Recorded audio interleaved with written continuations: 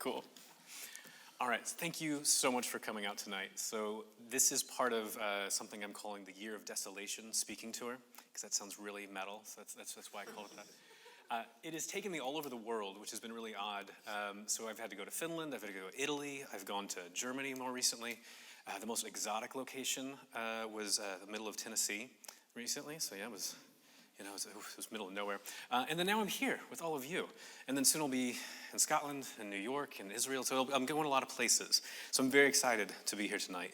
Also, I'm really proud of you because it's a Friday night, and it's late. We've had a lot, right? You've had enough, But as we're approaching the midnight hour, you are crying out for more. So I'm going to give you more. The jokes don't get better from here. So if you missed that one, gosh. Okay, so we're going to talk about, is the concept of God incoherent? And I'm going to say no, and I'll teach you how to say no as well. It's very simple. No. Okay, now we can go home. Chapel credit over. Easiest chapel. No. Okay, in philosophy, theology, science, culture at large, there are several ways to argue that some theory, some idea, some hackneyed thing people are throwing out at you, you can show those things are false. One common way to argue that a theory is false is to show that it is incoherent. And this is because incoherent theories cannot possibly be true. Now, a theory is incoherent if it involves some kind of contradiction or some sort of inconsistency. It just doesn't make any sense. And so the same thing is true when it comes to Christianity. There are several ways to argue that Christianity is false. One way to argue that Christianity is false is to argue that the concept of God is incoherent. Now, if the very idea of God is incoherent, that means there cannot be any such thing. There is no God. Cannot exist. And that's going to be really bad news for Christianity, right? Because if God doesn't exist, then I don't know what we're doing. But it's not just bad news for us, because it's also going to be bad news for Judaism, Islam, Hinduism, all these other monotheistic faiths. And they're all screwed, right? If there's no God, we're all screwed. In which case, we'd be wasting our time this evening. There's better things you could do on a Friday night in Palm Beach, But, you might be wasting your time, but I think that we are not completely screwed, because I do think that the idea of God is coherent. And so what I'm going to do is I'm going to have us consider some very common objections that atheists give to the very idea of God, and I'm going to teach you how to answer those objections. Does that sound all right? Not a bad way to get some credit, I guess. Okay, now, I need to set the stage in order to do this. So first, I need to tell you a little bit more of what this incoherence stuff is. Then I'm going to explain 3 different ways that you can demonstrate, supposedly, that the concept of God is incoherent, that God just doesn't make any sense. And then once I do that, then I can explain to you how the concept of God is, in fact, perfectly coherent, reasonable, sound, all those lovely words. Okay, let's do this. So what is incoherence? So when you're trying to show that some sort of concept or idea or theory is incoherent, you're usually trying to do one of 2 things. So the first thing you're trying to do is you're trying to show that that concept or theory contains some kind of internal contradiction. Something in the theory itself just makes no sense at all. And then the second thing you might be trying to do is trying to show that the concept or theory is inconsistent with other things we know to be true. In this case, the incoherence is with something, your theory and the external world. So there's some sort of conflict there. So let me start with internal incoherence. So sometimes, a theory, it just contradicts itself. And sometimes the internal contradiction, it's really easy to spot. So here's an example. So the idea of a married bachelor, the contradiction there, it's on the surface, because just what it means to be a bachelor, you can't be married. And what is this kafakta nonsense you're talking about? There's some Yiddish terms. I'll throw in some Italian terms later too. My wife's Italian, and so I've pretended like I learned some Italian, and that's really, that's another story. So what you're trying to do is you're trying to show something is incoherent, and sometimes, like I said, the absurdity is on the face, but there's other times where it's not so easy to spot. Let me give you some examples of this. It is impossible to talk about God. Sometimes I hear that. In theology, you hear a lot of ludicrous things. Here's another one I hear in theology all the time. It is impossible to know anything about God. These are incoherent statements. If you didn't notice it, let me help you out. You can't know anything about God. You knew that much, right? Okay. You can't speak about God. Why are you speaking then? I don't know how many times I've had to tell theologians that. Why you keep talking about this God you can't talk about, okay? Why did you write a 400-page book about God if you can't talk? Those things are incoherent. The incoherence is right there. Now, if, so let's say, as I said, those are statements that they contradict themselves. So that's internal incoherence, some sort of contradiction within the idea itself. So let me say something about external incoherence. So external incoherence is when there's some sort of mismatch between a theory and the world. So something about the way the world is contradicts the theory. Let me give you an example of this. It's annoying to hold this.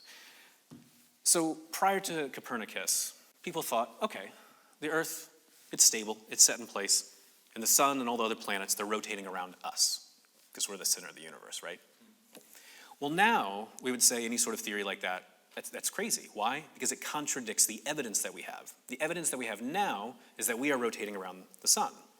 So there's an external incoherence because you've got a theory and it conflicts with everything else we know to be true about the world. That's the idea of external incoherence. Okay, so that's enough about incoherence. Let's talk about how to demonstrate that God is incoherent. So, like I said, I'm going to take you through 3 basic ways to show that the idea of God is incoherent. So Yujin Nagasawa, he's at the University of Birmingham in England. He gives these different kinds of ways to show that God is incoherent, the most amazing, exciting names. They are called type A, type B, and type C problems. Philosophers were a very creative bunch. Now, each type of problem tries to demonstrate some kind of internal or external incoherence in the very idea of God. And so here's what you need to know in order to understand these problems. So here's the big idea. God has an essence. There are certain attributes or properties or qualities that make God the kind of thing that he is. Now, and so I'm going to talk about those attributes in a little bit here, but most people say that no being can be God unless that being has attributes like omnipotence or omniscience or perfect goodness. These are sort of things that we take to be essential to who God is. You're not God unless you're all-powerful. You're not God unless you're absolutely perfectly good. If you don't know anything, well, then you're not God. That's part of the essence of God. And so what these type A, type B, and type C problems, what they're trying to do is show that those essential attributes are incoherent and thus impossible to have. And if these attributes are impossible to have, then no one has them. And since God's supposed to have them to be God, well, these attributes are impossible to have, then there is no God. God does not exist. And again, that's going to be really bad news for Christianity. So that's the big idea. Now let's look at the details. So let me start with type A problems. So type A problems, they focus on a single divine attribute. So type A arguments, they try to show that a single divine attribute is incoherent and thus impossible to have. And so there's a really common example. You've probably heard this a million times before, but we're going to look at some new plot twists on it. So can God create a rock so big that he cannot move it? So that's a really tricky question, right? But questions are not arguments. But it is easy to develop this question into an argument against the very possibility of omnipotence. And so here's one way to do it. First, someone might say that an all-powerful God should be able to do absolutely anything. So God should be able to create a rock so big that he cannot move it. Well, hang on a second. If God cannot move a rock, well, that sounds like he can't do something. Well, hang on, what's going on here? Now, I thought you told me that God was all-powerful, so God could do all things. And now you're telling me that God can't do something. He can't create a rock too big. Ooh, well, that's weird. That's incoherence. You're saying that God can do all things and God cannot do all things.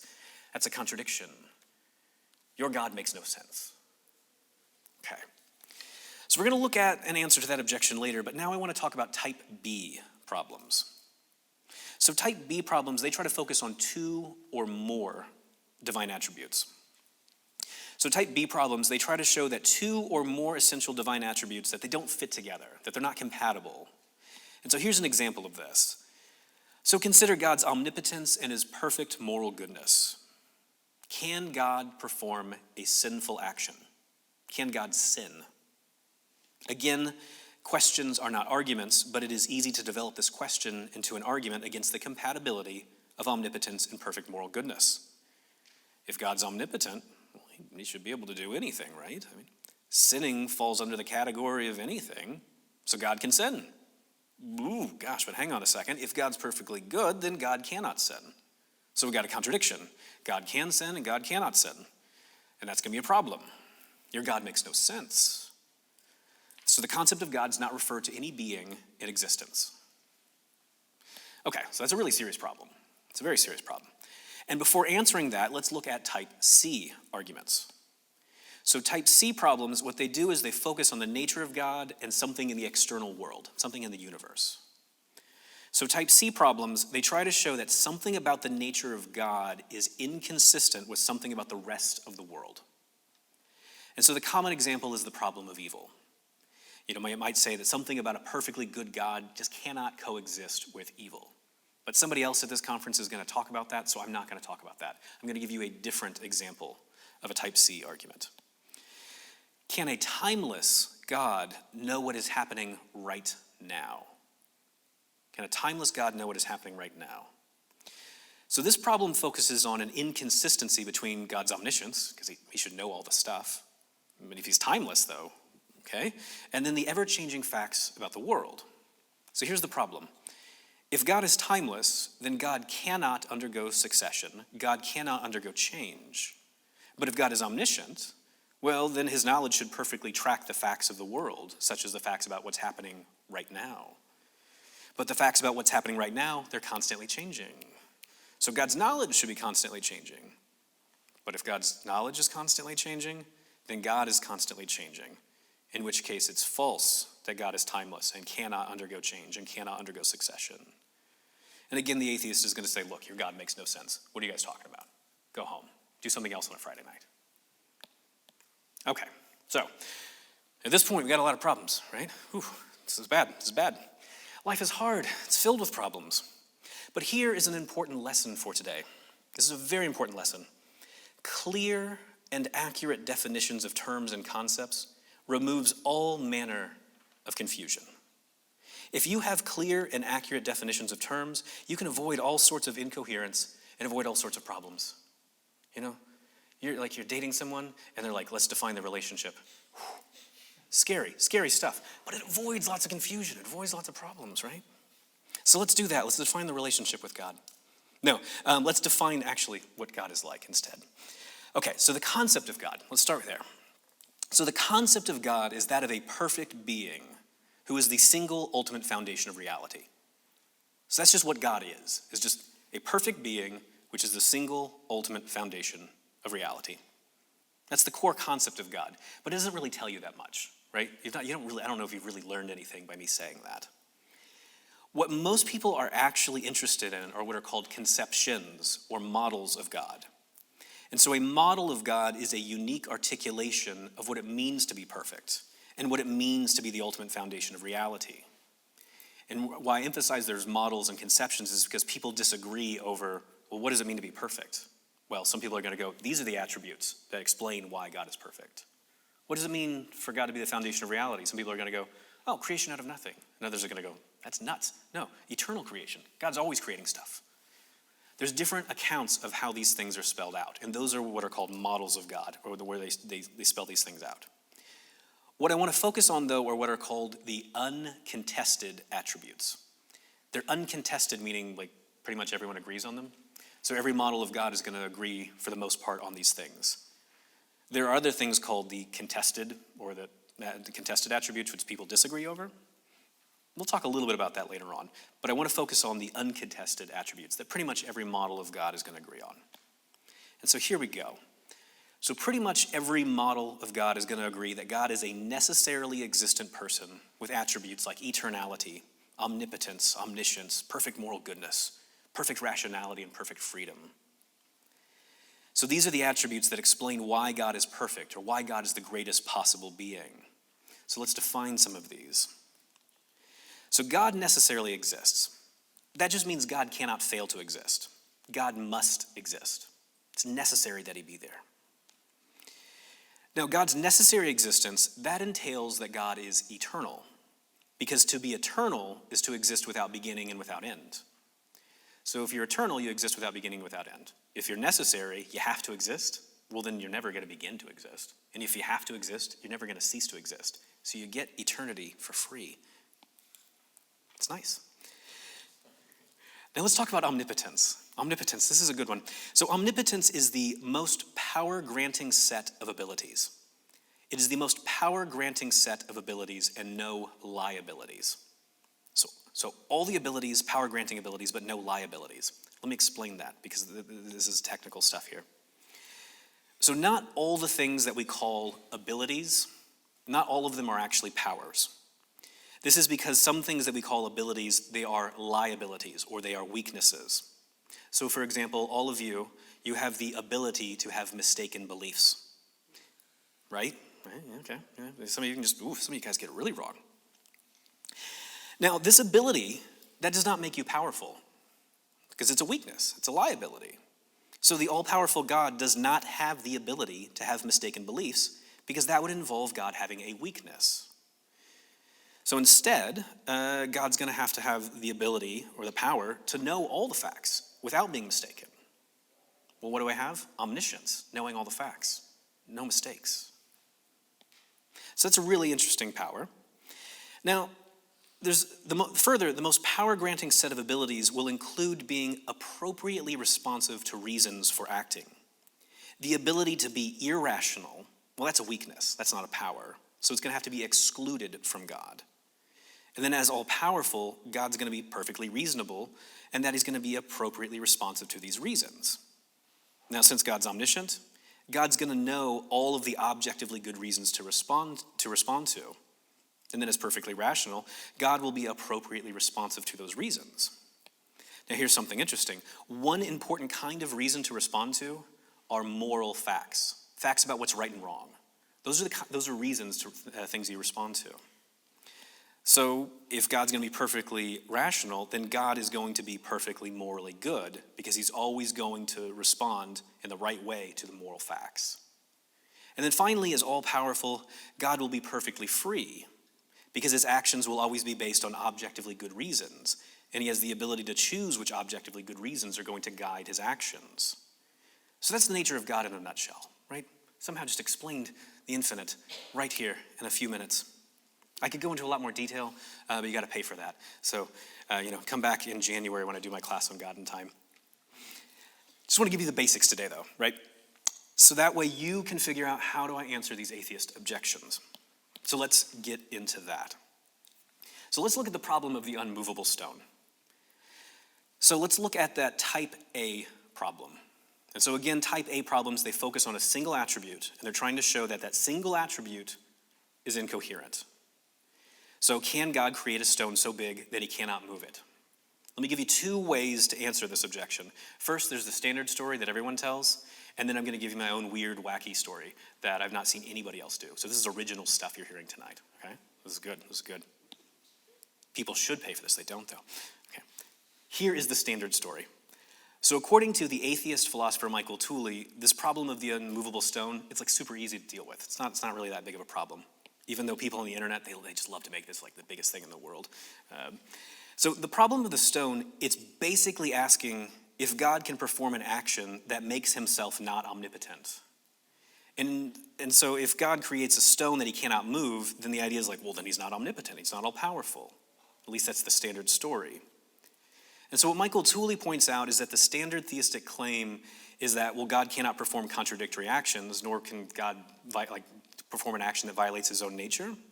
So if you're asking an omnipotent God to perform an action that makes himself non-omnipotent, you're asking God to perform a contradictory action. So Tooley says that the problem of the stone does not show that omnipotence is incoherent.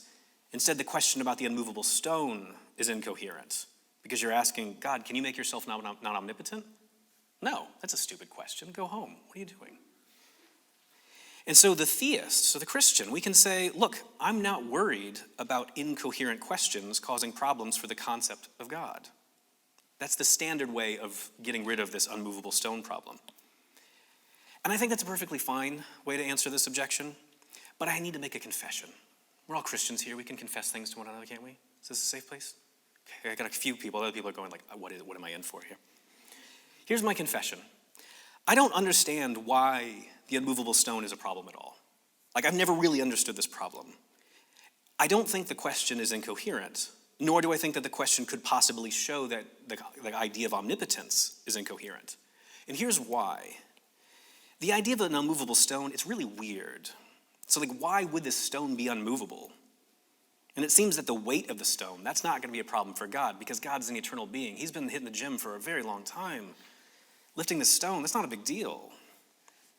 So, what about this? There's this thing called the absolute theory of space. Isaac Newton thought it was really cool. Some people today think it's really good. The absolute theory of space says that space is the substance. A lot of physicists today, they'll call it like the jelly that the universe exists in. And so here's what absolute space is. It is all the possible locations that physical objects could be located. All possible locations. So imagine that absolute space is true. Well, God could create an unmovable stone. How does he do it? Well, he's like, I'll just create a stone that covers and encompasses, it takes up all possible spatial locations. So there you go. Can I move it? Well, no, there's no more spatial locations to move it to. And so I'm like, okay, well, is that a problem for God being all-powerful? Well, I don't see how that could violate omnipotence, and here's why. God could say, look, you wanted me to create an unmovable stone, and I did. If you don't like the stone, I can just annihilate it. You know, what's the big deal? Don't come to me saying that I'm not all-powerful because of your ill-conceived questions. Okay, see? So, there you go. That's my own weird, wacky take on the problem of the unmovable stone. So basically, I just think, no problem, move on. Next objection. God's inability to sin. Okay, so remember, this is a type B problem. So type B problems, they try to show some sort of inconsistency between two or more divine attributes. And so what I did is I asked us to consider an inconsistency between God's omnipotence, his perfect freedom, and his perfect moral goodness. So can God perform a sinful action? So this is supposed to be like a gotcha question, right? So if you say, yes, God can sin, it's like, haha, I gotcha. You know, like God's not perfectly good. If you say, no, God cannot sin, then I'm like, haha, I gotcha. God's not all powerful, right? It's a gotcha question. So here's my reply to this objection. So my reply is that the ability to sin is not a power. It's not a power. So there's no problem in God lacking the ability to sin. Because remember that omnipotence is the most power-granting set of abilities and no liabilities. Some abilities are powers, whilst others are liabilities or weaknesses. The ability to sin is a liability or a weakness, so an all-powerful God will not have this ability. And why is the ability to sin a weakness? There's several different reasons. I just want to give you one tonight. So remember what I said earlier, that moral facts, they are objectively good reasons for acting. Moral facts, facts about what's right or wrong, those are objectively good reasons for acting. And so what this means is that morally good actions are rational actions because they are actions motivated by objectively good reasons. And this also means that immoral actions are irrational actions because they are actions that have failed to be motivated by objectively good reasons. So the ability to perform immoral actions is a weakness because it involves a failure of rationality. And the ability to fail at rationality, well, that's clearly a weakness. That's not a power. So it needs to be excluded from omnipotence. So I see no reason for doubting God's omnipotence because he lacks the weakness of irrationality. Be like, oh no, my God can't be irrational. It's such a problem. No. Grow up. They're going to tell you your God makes no sense. Just say, just grow up. Okay. Final problem. So this is the problem of God's timeless knowledge of the present. So when we come to this last problem, again, I want to make another confession. Since it was okay earlier, I'll do it again. I'll just assume I can. So I am apparently one of the world's leading experts on God and time. And I know this because one of the other world's leading experts told me that, and that's all it takes to get these titles, apparently. I actually had a really, really dark moment when I realized that's all it takes to be an expert on these things. Whew, we are screwed. Good enough. Whew. So, as an expert on God and time, sorry, yeah, it was funny now, but yeah, at the time it really was like, oh my gosh, academia. Anyway, so as an expert on God and time, I can confidently tell you that there is no solution to the problem of God's timeless knowledge of the present. Shocking, yes, I know. I have read just about everything in English on this topic. I've listened to so many convoluted discussions trying to solve this problem.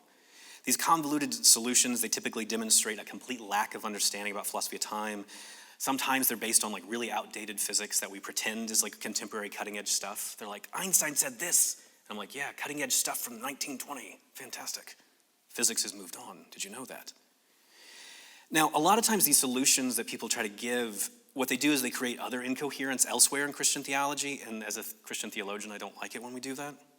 So here's an example. Sometimes people give a solution that involves a theory of time that entails you cannot have any life after death, and that evil is co-eternal with God and God can't get rid of it.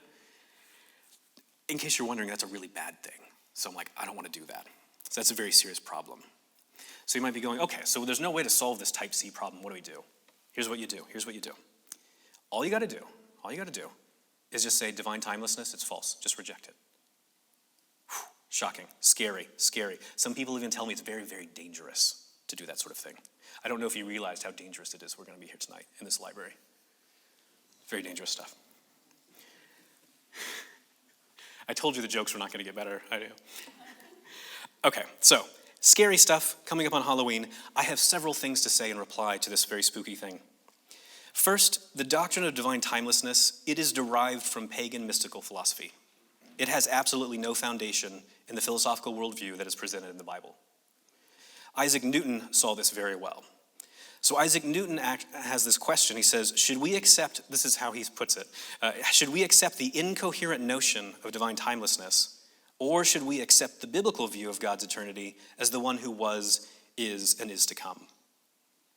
I don't know about you, but personally, I want to defend like biblical notions of God's eternity instead of pagan mystical notions. But I spend a lot of time in Scotland, and there's a lot of like friends there who are pagan, and so sometimes they're like, hey, paganism is pretty great. Come over here and defend this instead. I want to stay here in Palm Beach where it's warmer than Scotland, and people have tans, and I don't have to look pale. So I'll stick with the biblical notions of Palm Beach Atlantic. That makes no sense. That joke doesn't land. Okay. You might be thinking several things at this point, though. You might be thinking, hang on a minute. Wait a minute, Ryan. Are you saying that God is not eternal? I hear this question a lot. It makes absolutely no sense. It also demonstrates that the person's not been paying attention. Because remember what I said before. Remember how we defined eternity? To be eternal is to exist without beginning and without end. And I definitely want to say God exists without beginning and without end. If you want to say that God is timeless, you have to make additional claims above and beyond the claim that God is eternal. You have to additionally say that God cannot undergo succession and that God cannot have temporal location. You have to say that God does not exist right now because now is a temporal location. So imagine going into church on Sunday morning and saying, God does not exist right now. How's that going to go down? Personally, I think it's really crazy. I just think it lacks any sort of common sense that you have to affirm that God does not exist right now if you want to say God's timeless. And so I'm going to go with a more common sense view that says God exists right now, which I know is going to sound really profound when I walk in on Sunday morning. I'm like, God exists right now. And people are like, yeah, okay, what about him saving you? And I'm like, no, like he exists right now. So there's nothing really profound about that. Okay, here's another thing you might be thinking in your head, though. You might be like, wait a minute, Ryan. Are you denying this doctrine of divine timelessness that absolutely everyone and their mother throughout all of Western history has affirmed? I hear this question a lot too. And I want to say no. I am not denying a doctrine that absolutely everyone throughout Western history has affirmed. And this is because it is false. It is a complete myth that everyone and their mother throughout all of Western history has affirmed this. As Yitzhak Melamed has pointed out, there are two dominant views on eternity throughout Western history. One is timelessness, but the other is a temporal eternity. And as the biblical scholar G.E. Ladd points out, the Bible knows nothing of a timeless God, yet the Bible clearly affirms that God is eternal. G.E. Ladd says, biblically speaking, eternity is unending time.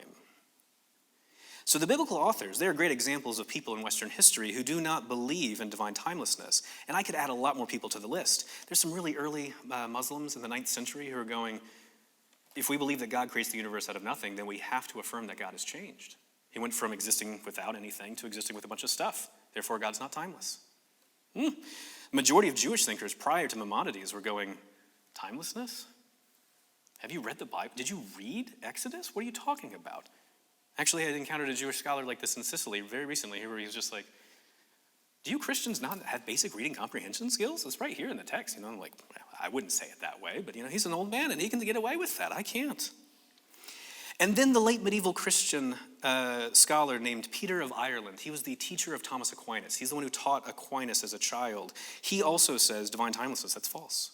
And then, of course, there's the majority of people during the scientific revolution, like Isaac Newton. All these people say divine timelessness is false. They affirm divine temporality. So it is a mixed bag when you look at Western history of what exactly are we going to say about God's eternal existence? Okay, but wait, one more objection. Ryan, are you saying that God changes? Doesn't that mean that God's not perfect? And I hear this objection a lot too. And I don't understand it. I don't understand how Christians can think that God cannot be perfect unless God is absolutely changeless. The book of Hosea, chapter 11, explicitly says that God does in fact change because God is not a stubborn man who lacks compassion. The New Testament explicitly teaches that God became incarnate in human flesh, then suffered, then died, then rose, then ascended, and will come back. That's a lot of and then for it to be timeless. This is a God who undergoes various kinds of changes as he freely exercises his essential attributes of love, power, knowledge, goodness. So in closing, what I want to do is I want you to consider the words of Giovanni Ventimiglia from the University of Lucerne. So as he reflected on the Bible and Christian doctrine, he was forced to conclude that God must undergo change and succession as God lovingly engages with his creation. Does this entail that God is not perfect? Ventimiglia says no. So listen to what this Italian philosopher has to say. He says, in a sense, all these philosophers believe it is not necessary to be immutable to be perfect. Look at the sea. Look at the ocean. After all, if the sea did not move, it would be a dead sea, a pond, a marsh, a swamp. Precisely to be perfect, the sea must move. A similar thing would happen with God. He changes, and it is precisely in his changing that his perfection consists. In my mind, this is true perfection. This is the perfect God who changes by performing new loving acts that change the world forevermore. This is the coherent, living God of Christianity. Amen. Okay. So, now we've got plenty of time for questions because I threw a lot of weird stuff on the wall. So whatever questions you guys want, let's do it. Okay. Anyone first? Yes. I have a question about the rock that's so big you cannot move it. Mm-hmm. So you said if you see an absolute space, Mm-hmm. and then the rock fills all the space so there's nowhere to move. Yep. Does that approach still apply? Would you agree with the idea that you can't have an infinite finite? Like Hilbert's hotel. Yeah. Right? So then couldn't God just make more space and then move the rock over? What I was thinking was I was going to grant Isaac Newton and others that their absolute space is infinite. Personally, I want to go, I don't like infinity. And in fact, I think most mathematicians, when they're telling me they're giving me infinity, I think they're playing with numbers. I don't think they're actually talking about the actual infinity. So I'm very deeply skeptical of any infinite stuff. I think most people are just playing with numbers in a mind-bending way that you can make a Netflix thing about. Then it's still an incoherent idea. I think so, yeah. So that would be what doing in this case would be going absolute space. If you go with it being infinite, then it's incoherent. And so can God do it? Well, you create a little bit more, a little bit more. Infinite, he can just up it one bit. And Yep. then move it. And so what you're doing now is pointing out that, okay, so you got this other example. Well, that one's incoherent too. Yeah. And so you go back to the standard story. Yeah. Yep, exactly. Yep. Question here. So the argument of the universe being infinitely expanding is incoherent? What we're meaning here is a different sense of infinity. So there's the potential infinite and there's the absolute infinite. So the absolute infinite is supposed to be this like total collection of like stuff. It's all there. Potential infinites, they keep going and going and going and they never reach the absolute infinite. So when we say the universe is like infinite in the sense that expanding, what we're talking about is the potential. Here's the plot twist. Here's why I think that most mathematicians are not really giving us the actual infinite. So when you're doing the actual infinite, what you're saying is like all the stuff in this infinite set can be in a one-to-one correspondence. And I'm like, okay, that's cool. But you just arbitrarily put what you want in that set. And this is why mathematicians be like, well, I can have an infinite that's bigger than other infinites. And I'm like, what are you talking about? And so when you start looking at some of the more details, you realize, oh, you're just arbitrarily stopping here and going, okay, there's a transfinite number, that's the infinite. And I can go transfinite plus 1, transfinite plus 2. I'm sorry, but you're not talking about the absolute infinite anymore. So yeah, I really do think that we're just playing with numbers. And it makes me want to be an anti-realist about the entire idea of the absolute infinite. Yeah. So me denying mathematics. There we go. Yeah. Yes? So you have this really helpful taxonomy, and you obviously mentioned earlier your year of, The year of desolation. Yeah. So you travel around, you meet people who are inside and outside the Christian camp, inside and outside the theist camp. Do you think, or can you recall which type has been the most recurrent in conversations you have among Christians? Actually, no, because it's all over the map. This is one of the things that has changed my views on apologetics actually a lot over the years, is sometimes like certain fashion trends will pop up and go, this is the argument that like everyone's really upset about. Richard Dawkins said this. And I'm like, okay. And I'm like, well, Richard Dawkins almost ran over one of my friends with a bicycle. True story. I'll tell you that later. And I'm like, that's all I have to say about Dawkins, is he is a very angry man who almost ran over someone because he didn't want to like, he didn't want to like just like be responsible and carry his baguette home. He cared more about his baguette than my friend Aku. That's all I have to say about that. So the next fashion trend that comes along, I'm just like, are these things that really people care about? What people typically care about is, it varies from person to person. For some people, it's going to be evil and suffering. For others, they're just like, I don't know, like, never really thought much about it.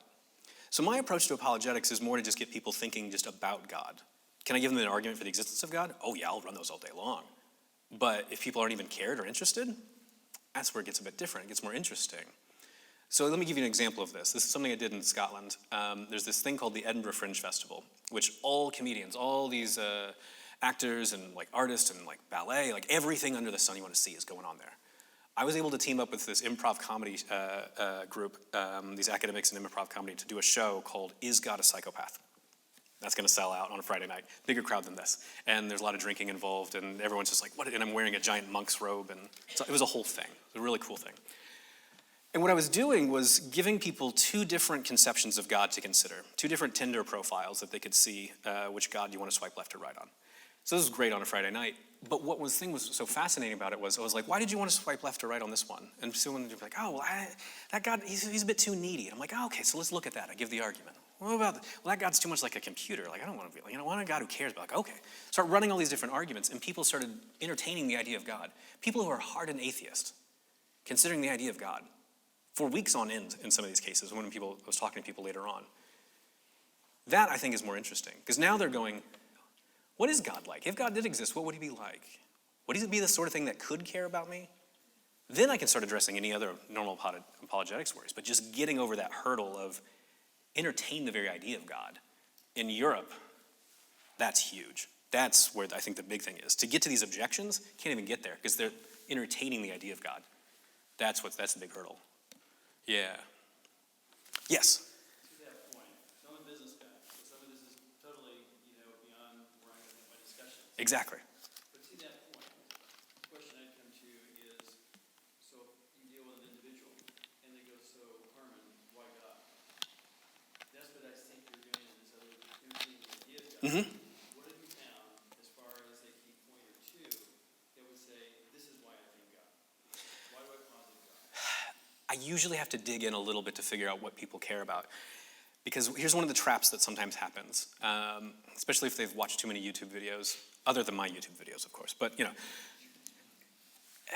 they'll have some sort of ready response. And so I'll have to ask, like, what would count as evidence for you? And if they give me some sort of kind of answer that I don't like, then I'm like, oh, well, if you don't like that sort of evidence, then don't you think quantum mechanics is cool? Because if you think quantum mechanics is cool, then that's out. If you like that sort of evidence, then the whole discipline of history is out. And I had one guy, like, I was just kind of going through this, and then eventually I was like, sorry, what are you studying? He's like, studying history. And I was like, oh, sorry, man. And he was really sad because I demonstrated his own ideas and that history was BS in his own terms. So I start there. It's just like, what would count as evidence for you?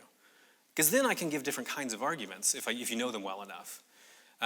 But that's where I think you have to start, because you have to clear the ground. I think that's the biggest thing, is just constantly clearing the ground to figure out what would actually convince you, because I don't know. I could give a cosmological argument. Maybe that'll be cool.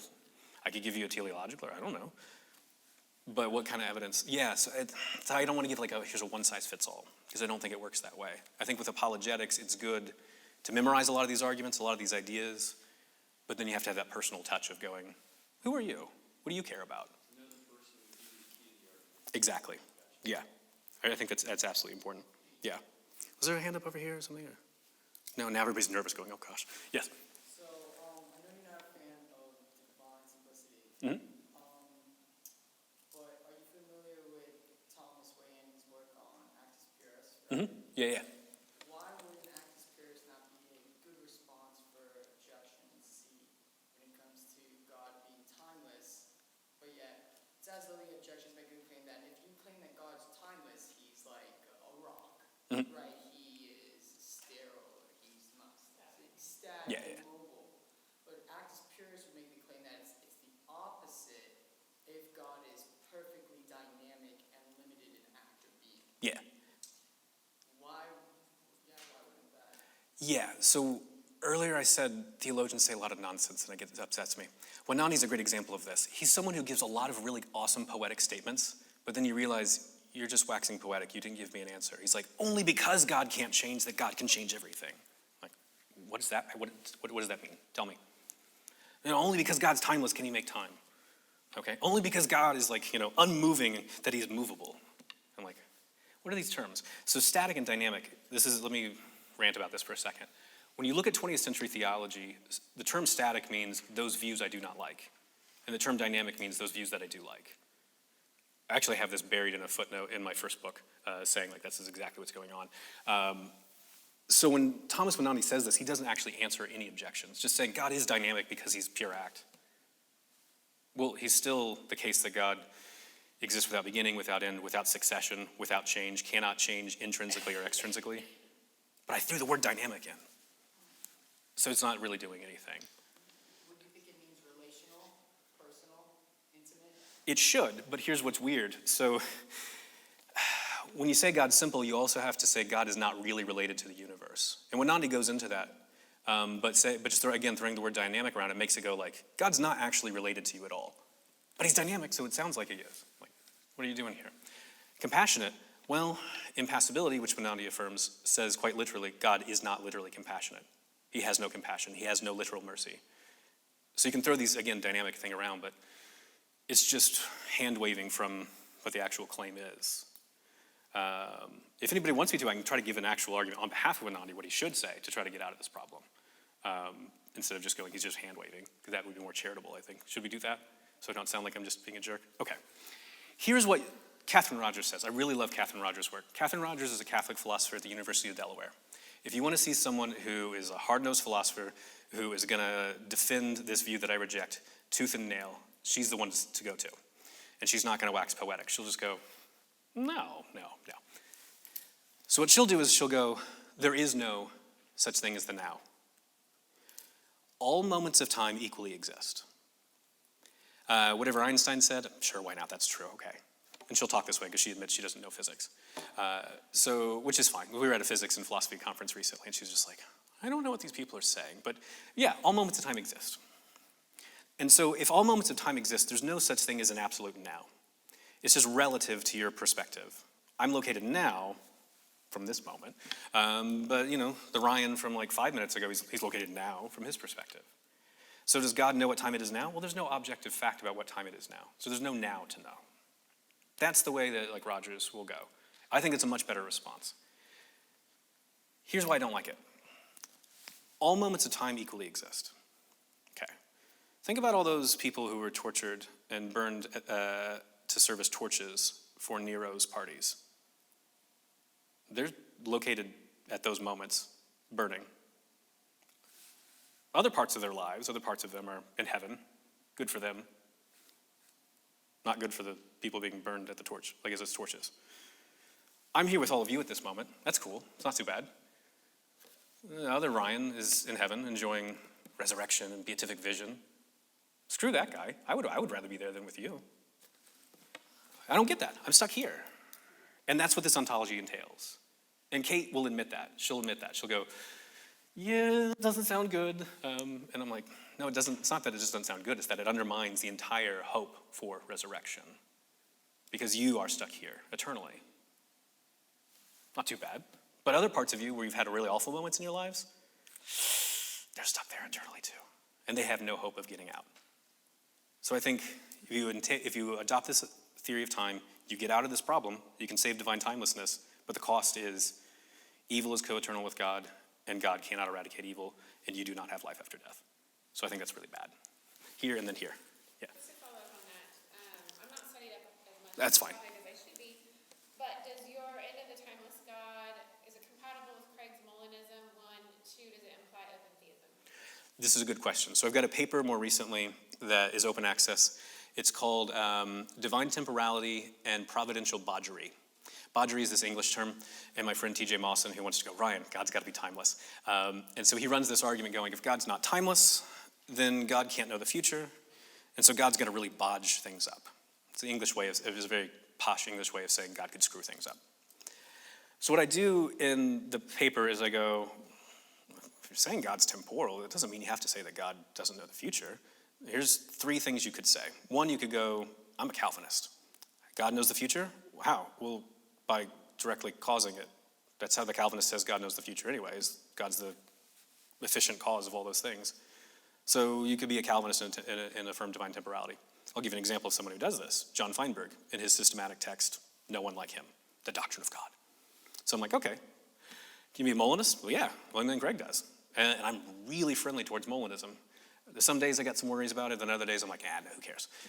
Today I'm feeling very Mollinist. But you want to have backup options just in case everything goes shipwreck.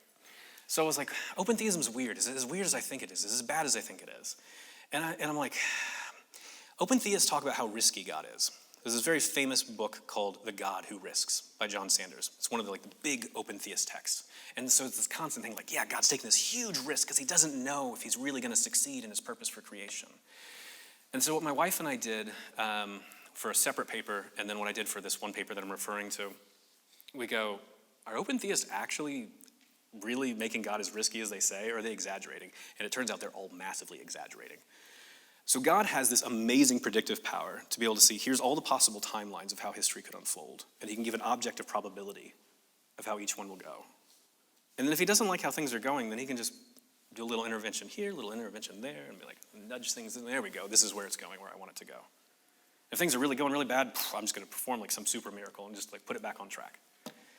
I'm like, if God's got that kind of predictive power, is he really that risky? Can he really screw things up that bad? I don't know. I think you open theist, I think you're talking nonsense.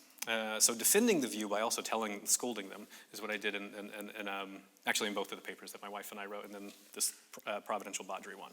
So short answer, no, you do not have to go with open theism, but